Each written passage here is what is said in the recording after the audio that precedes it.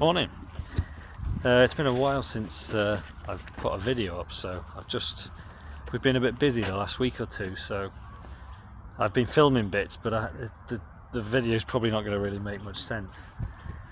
And I haven't had a lot of time to edit it, so instead of trying to create like 3 or 4 videos, because I haven't sort of filmed intros and outros, I'm just going to pile them all together into this video, and you'll just see a load of clips of what we've been getting up to the last week. So we've been faffing around with some trailer axle projects, mowing grass, making hay. We have actually managed to, well, actually no, I won't spoil the video, but yeah, where we're up to now is we've got this shed mucked out, and we need to start power washing really, but both me and Dan have been quite busy making hay and silage. So anyway, here's all the clips from what we've been doing from the last 2 weeks, and then hopefully the next video you'll see a bit more of what we're doing now, and yeah, maybe some completed projects. But yeah, enjoy the video anyway, and we'll see you at the end.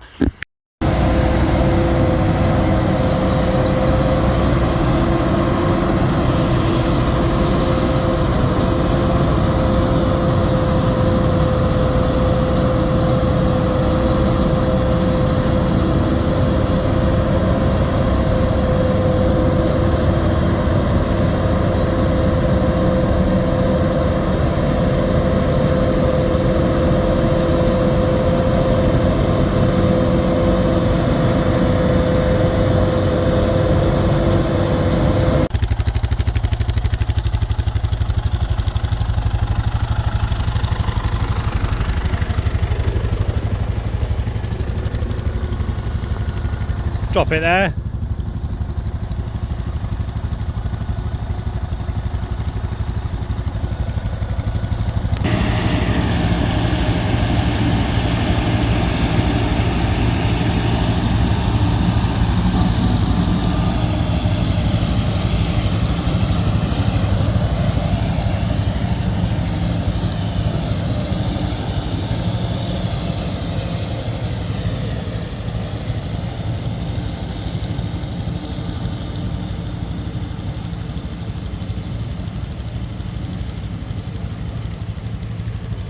Topper's had one new bearing on one of the blades. Came in here the other day and dropped it off, because you have to spin it round because it's a tight gateway. Dropped it off, hooked it up, turned it on, and it just went bang, snapped the shear bolt, and one of the rotors had seized up. So put a new bearing on it. The shaft's pretty worn, but I don't know, hopefully it'll be alright. Got the belts tight, so Dan's just going to top this quickly. We have got some sheep in here, although one of them's managed to get through into this field under the wire, which I have no idea how. I didn't think the wire was that low, and it's seemingly just gone through and took about 3 steps and then died. So I'm going to go and collect that one now.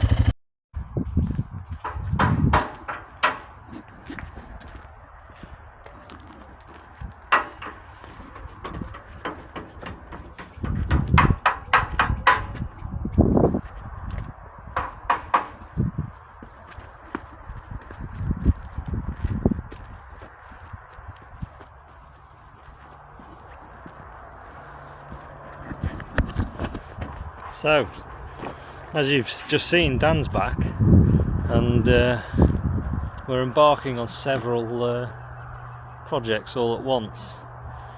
The main thing is my tipping trailer, which is now in 2 bits, is as you might have seen quite a few videos back, one of the hubs is completely knackered. All the studs are knackered.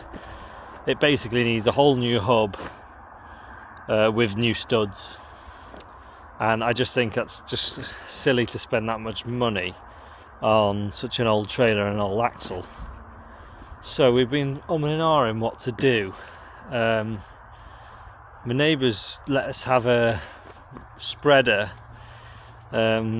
which is headed for the scrap. It's got a big dual axle set of well, it's got dual axle with big wheels on it. So we brought it back thinking we might be able to either take the 2 axles or one of them and put it on this red trailer, tipping trailer, but they're way too wide.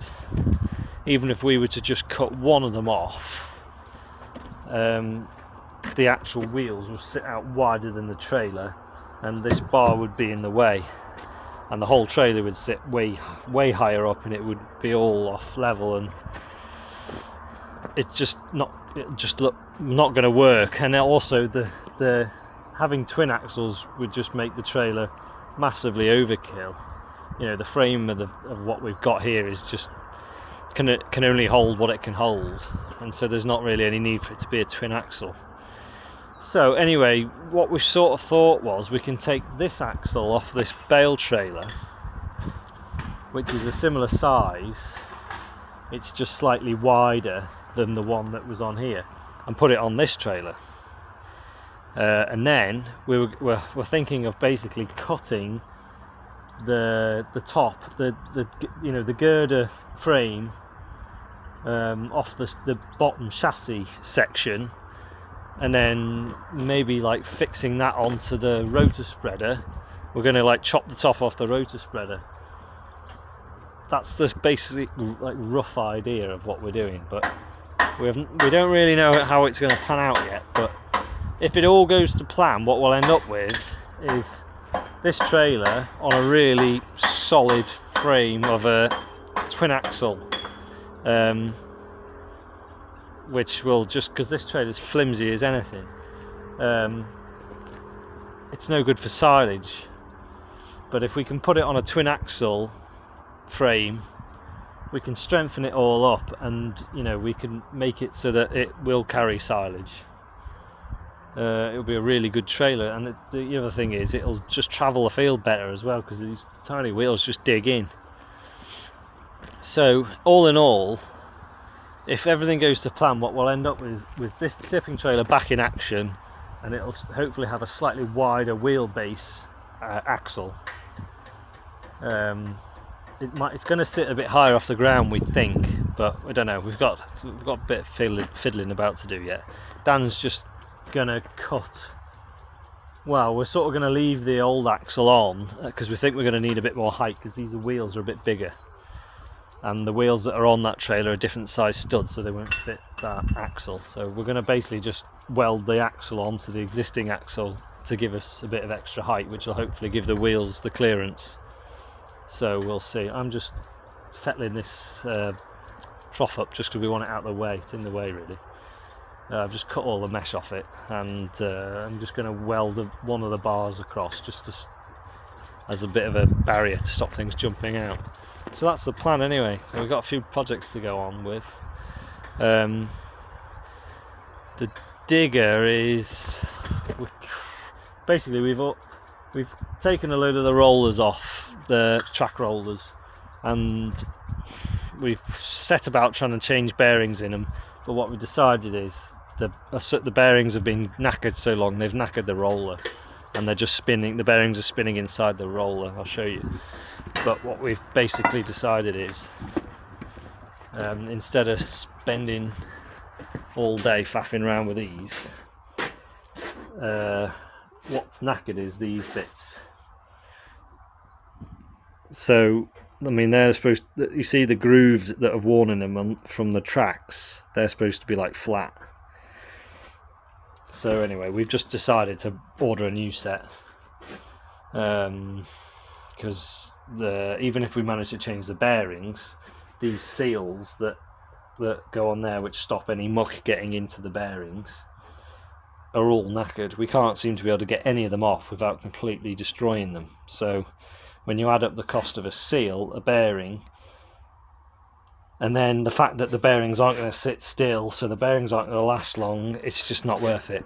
I think it's time. I mean, they're like original. I mean, that digger's like getting on for 20 years old, and it's done 3,500 hours. So hopefully, if we put new ones on, it'll be good to go. I think it just wants a bit of money spending on it, unfortunately, and I think it's worth doing rather than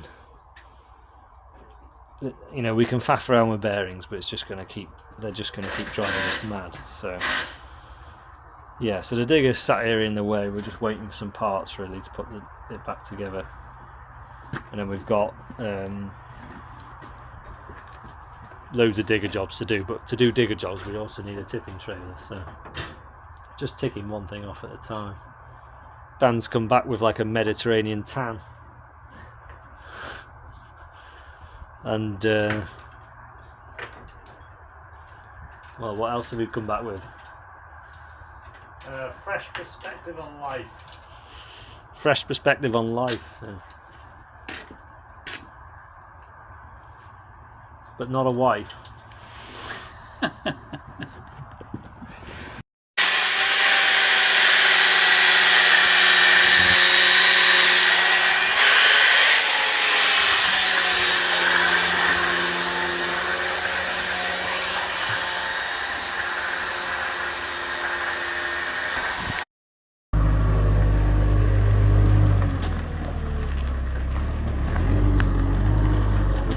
He's gonna offer up the trailer bed. This is the axle off the other trailer. It's just sat on, it's not fixed on. We don't know exactly how high. We're gonna have to space it out more than likely, but we don't know how far we're gonna space it out until we sort of offer this up and see where the wheels are gonna rub. It looks, from what we've measured, it looks like the wheels are gonna rub on this, so we're gonna have to either lift it up, way up, so that it's away from this, or do away with them. We're not sure really what they're even doing, those bars. I mean, they won't do any harm in keeping it all sturdy, but structurally they're not really taking any weight.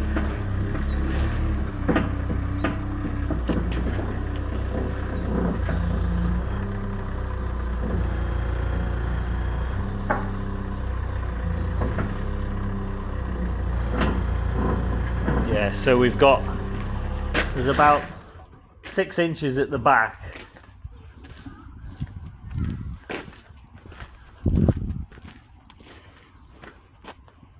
It's going to be sat quite high, isn't it? If we leave it like that. What do you mean? It's pretty high off the. Yeah. I'm just offering it up to see what it looks like.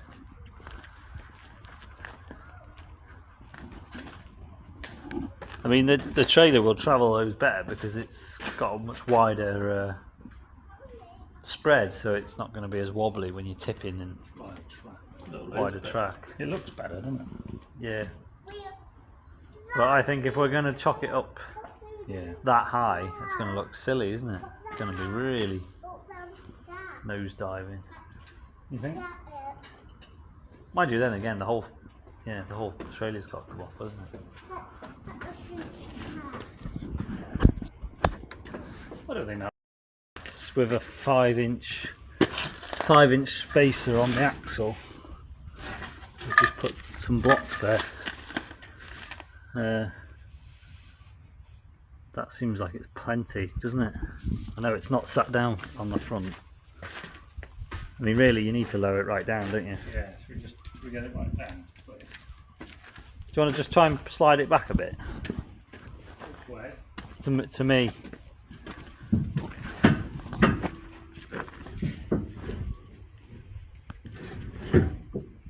How much more? It came and then it slid back. It's just the forks wobbling in it. Oh well, never mind, it's not miles out. Just drop it there. So we can drag the front round. Probably be easier, wouldn't it?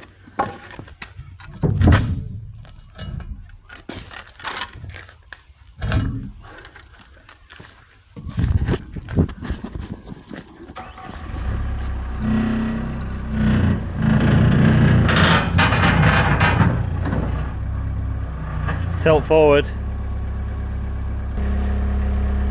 Okay.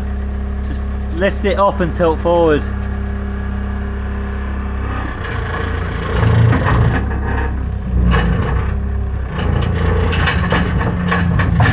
That's it.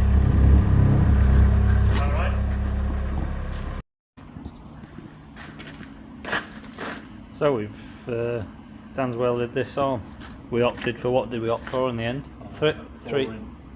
Oh, was it 4-inch? Whatever they are. Yeah, well, we opted for some 4-inch box, which because the 5-inch channel that we were going to use just made the trailer sit really high.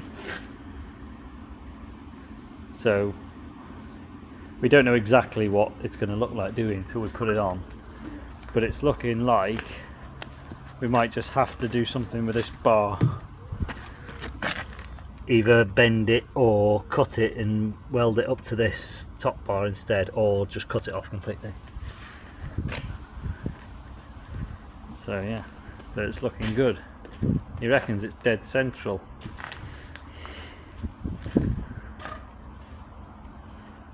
It's a bit late now. A bit late now, it's all welded on. Yeah, it looks good. This trailer wants a bit of beefing up. It's all a bit knackered. All the pins are knackered. This ram, for some reason, this smaller section goes, when it goes in, it goes too far in and gets jammed. So I've had to weld something on there to stop it going too far in, but it's smashing all this sleeve up. So we need to think of something a bit better. And really it'd be quite nice to have some sleeves welded into here, because these are a bit oval and they rattle, it rattles around like mad when it's empty. But we'll see. Trouble is, you really need a drill to drill them out, don't you? Ideally a mag drill with a massive drill bit on it, like a 28mm drill bit. But yeah, and Dan wants a lathe.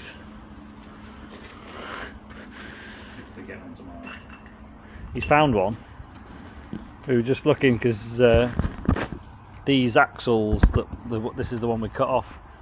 It seems like it's a solid shaft of metal. It's completely solid all the way down. So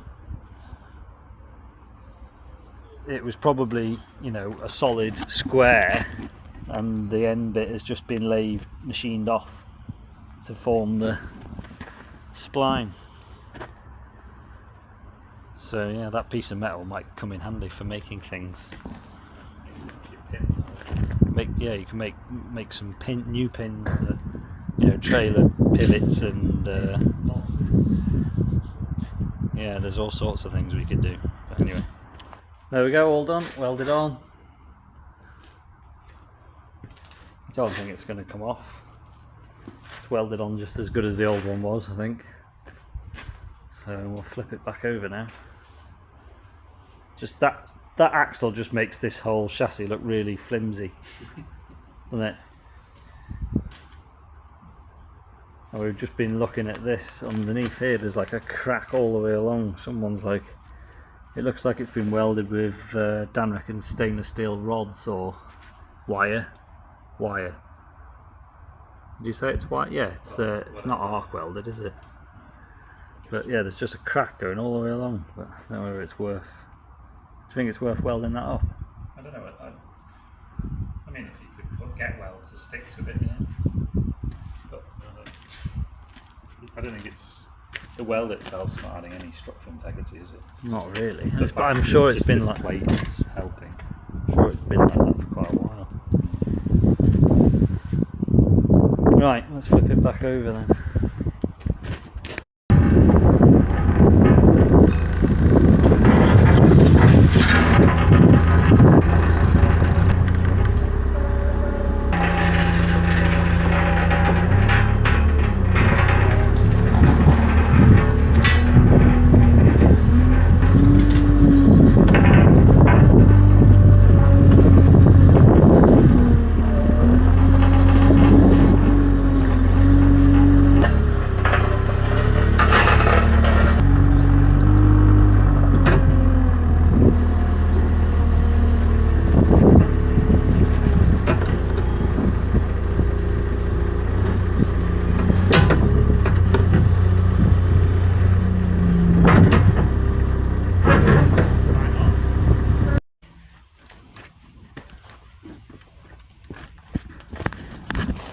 So it's Thursday today.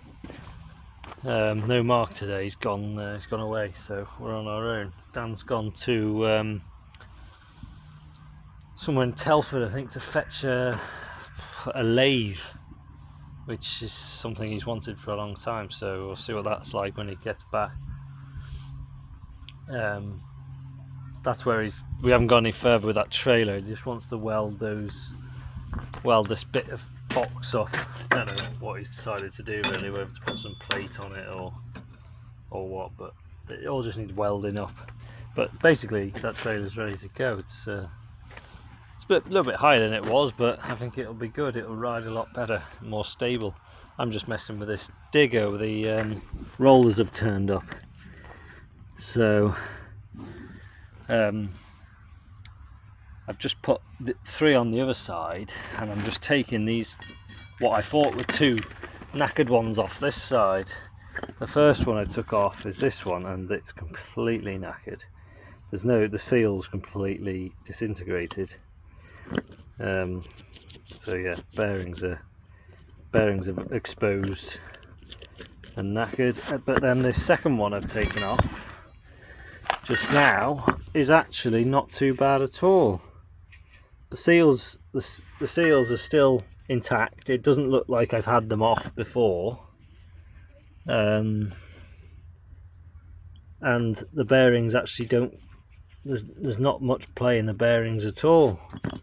So out of the whole lot, we've got one that's probably worth keeping as a spare. The rest of them all just want chucking. But yeah, this groove here that's worn, I mean, that's supposed to be flat. The new one's completely flat. But over time they get this groove worn in them. So I mean, even if you change the bearing, they're pretty worn out anyway. So I think I'm going to put the new one on. Just keep that one as a spare, because there's not a lot wrong with it, and then we'll be good to go. I think this hub still needs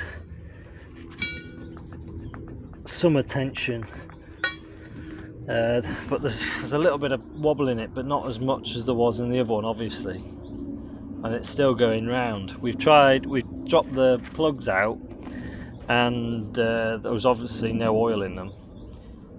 We put some oil in them and it just started pouring out straight away. So what Mark was saying is that when we took the bearings out of the other one, they weren't sealed bearings, they were just open bearings. So he thinks maybe what's happened is they've been done before. It's done 3,500 hours this, and I think it done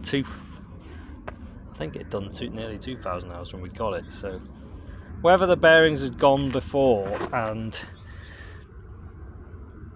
whoever replaced them just replaced them with 2 open unsealed bearings, and maybe just packed it full of grease, and you know, that's what they did instead of putting oil in it. Because from speaking to Bobcat, how it's supposed to be is the outside bearing is supposed to have a seal on it and the inside bearing is open, and then I think the hub's supposed to be full of oil. But with the bearings that were on it, there was no way the hub would ever have held oil. So yeah, we're just not sure whether it's going to need rebuilding or not, but anyway.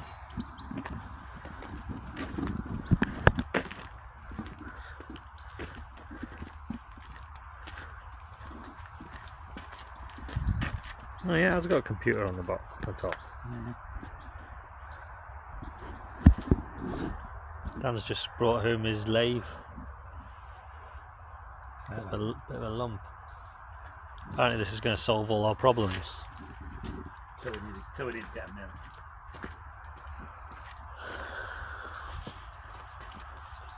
in. Yeah, we don't just know where we're going to put it. Where are you thinking of putting it? In the workshop or in the garage? I was thinking put it up in the back corner. You've got a lamp, look. Yeah. What make is it? Edwick.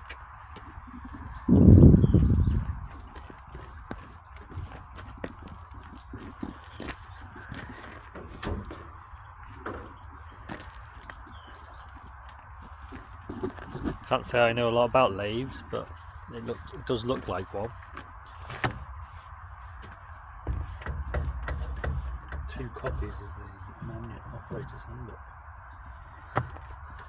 first edition.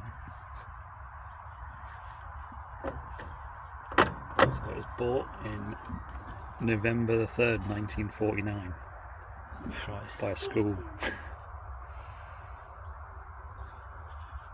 J.J. Wilkinson. Yeah.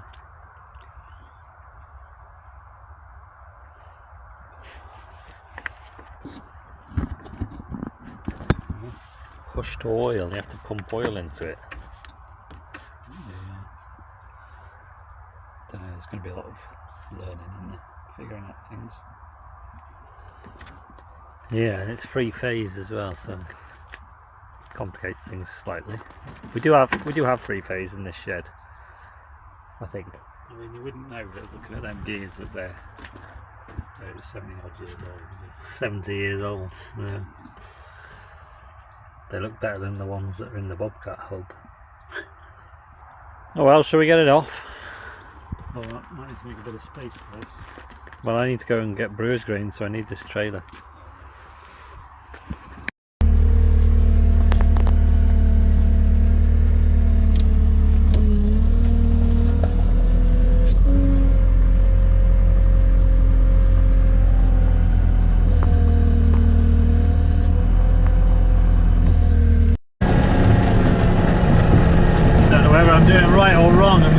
Have a go with a mower.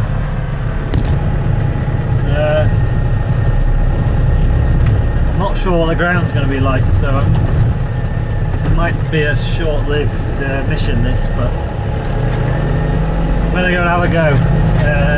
It's Friday today, and it's forecast well, potential showers tomorrow, Saturday. It's one of them, they sort of forecast showers and sunshine, so I'm risking it. I mean, if we only have a little shower, it won't do any harm sat in the mower rows, the mower swaps. But if it comes a lot of rain, it could be a bit of a disaster, because it's only dry till Tuesday. It gives a real nice sunny day Tuesday, so we'll see.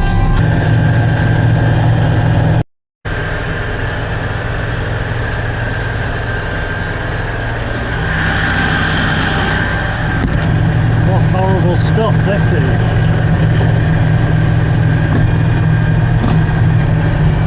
Yeah, it's like it's pretty much dead, but there is a bit of green that's growing up. Shut the window, you might be able to hear me. There's a bit of green in it because it's sort of all gone flat, and then it's like regrowing again. So yeah, it's horrible stuff. I don't know. I mean, I haven't got it yet. There's a good chance I might not get it ever, but get it baled into anything sellable. But if I do, then it's a good job. It's a good job we've got horses, isn't it? Because I mean, what would you do with that? It's not much use for cattle feed, is it?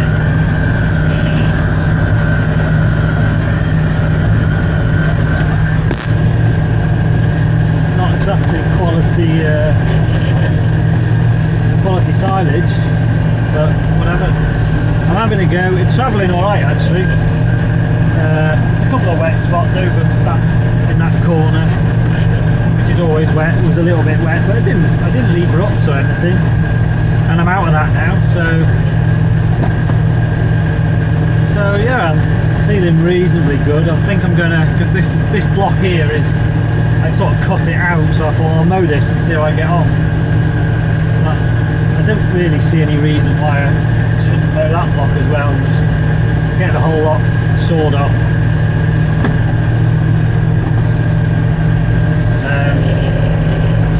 Yeah, and we'll just have to see how much rain we get tomorrow. I don't think this is going to take a lot of, a massive amount of making, because what's green is leaf, if you see what I mean.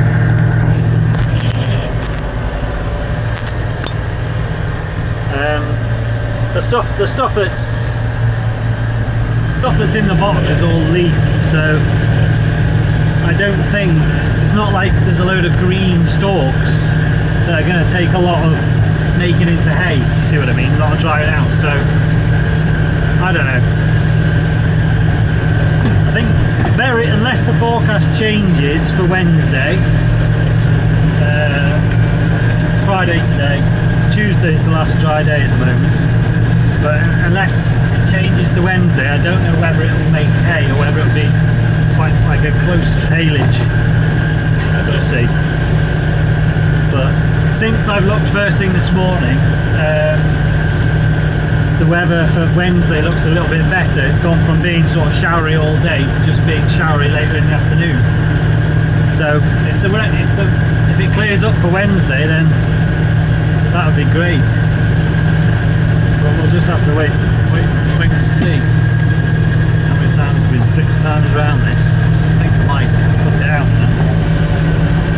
I'm just having to go steady round because I'm treating it like it's its own field. I've put six rounds of headland on it because I don't really want to drive over all the stuff that I've cut because there's nothing on there, but in places it's fairly grown back and I don't want to squash it all.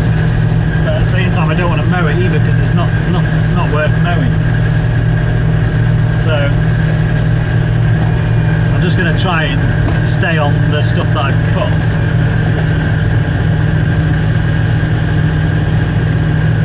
And just treat it like it's its own little field. The only trouble is when you're doing the headlands like I've just done, it's a bit bumpy around the headlands, but it's not been too bad to be honest. So I'm cutting it out now, and then I'll cut this, and I'm pretty sure I'm going to go on and cut the rest.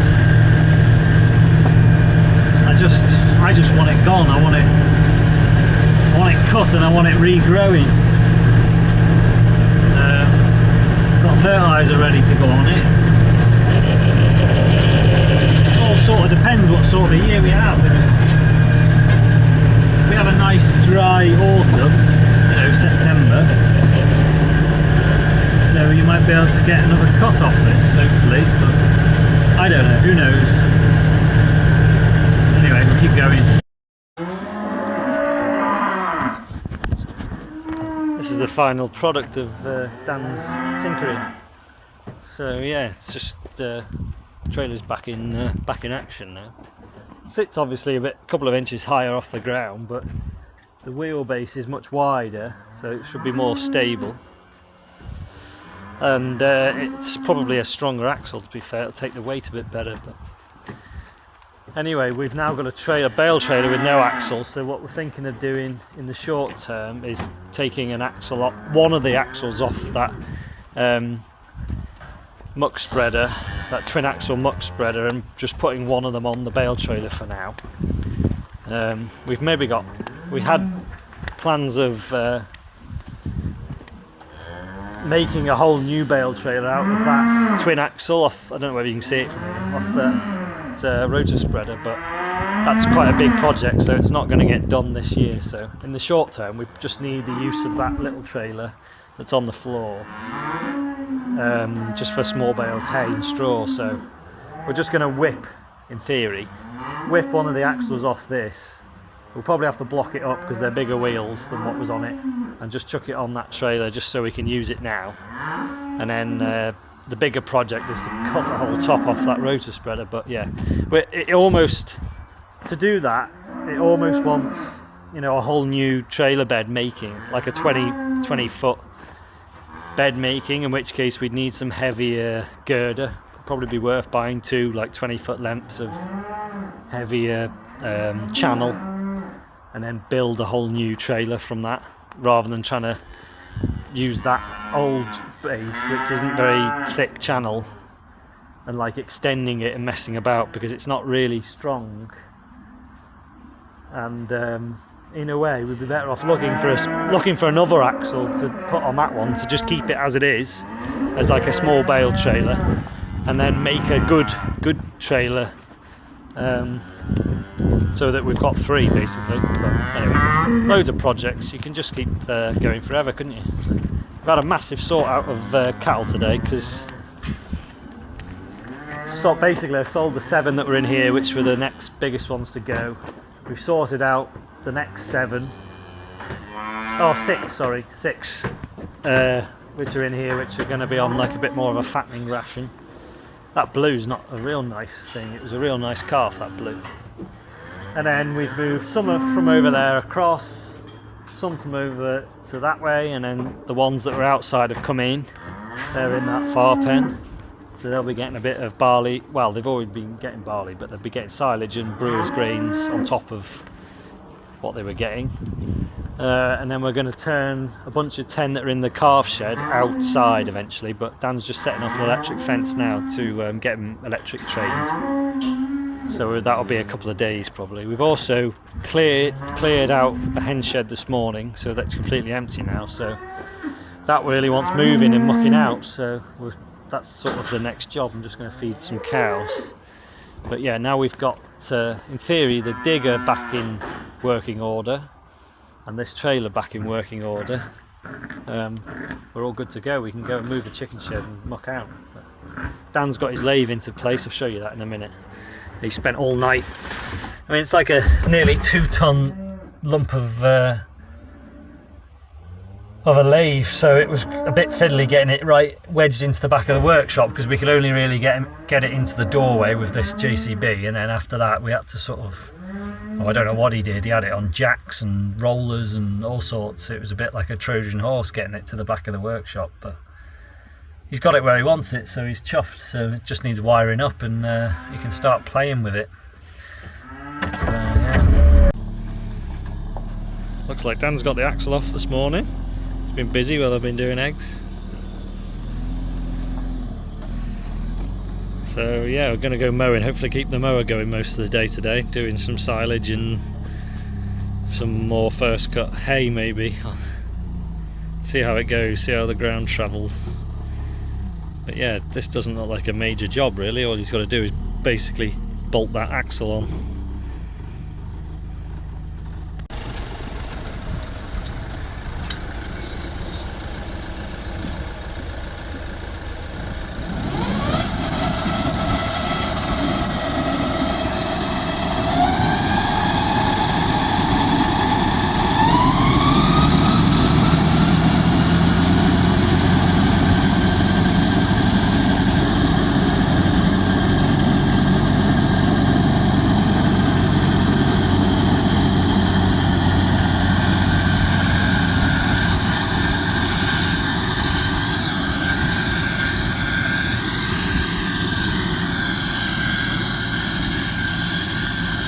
Off he goes.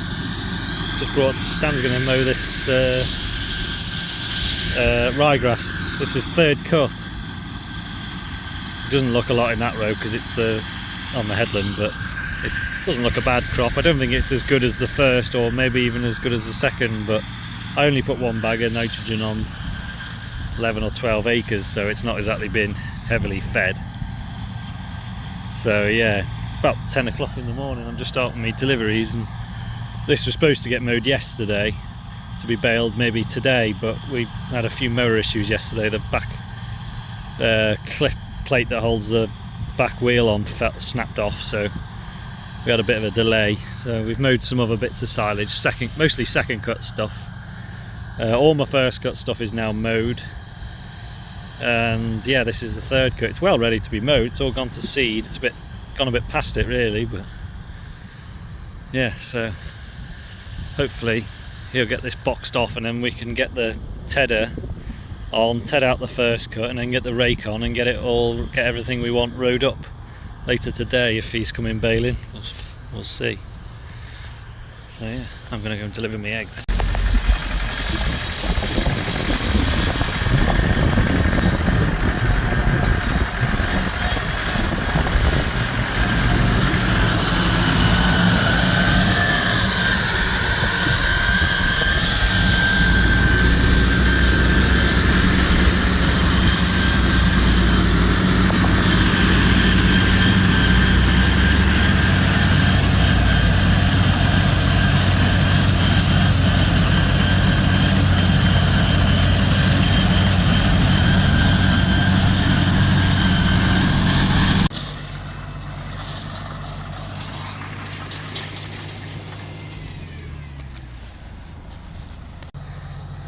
Yeah, Dan's just rode up this headland.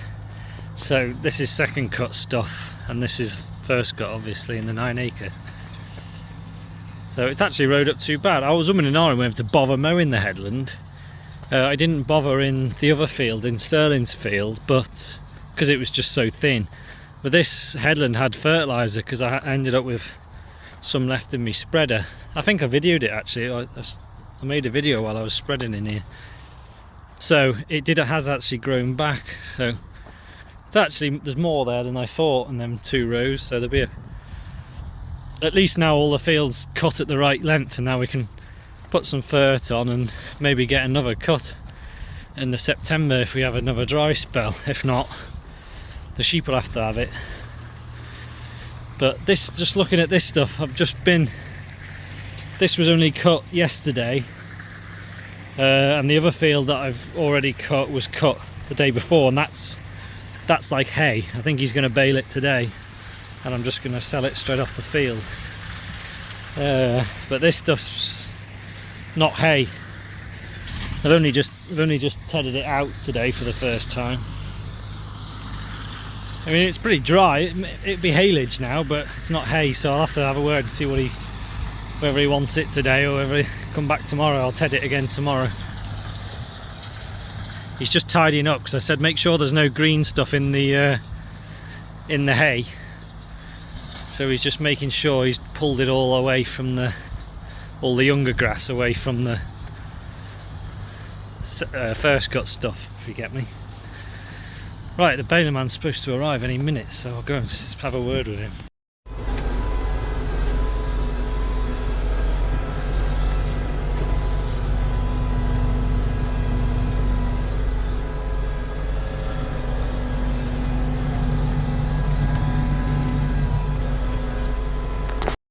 Thanks for watching. Bye for now. See you in the next one.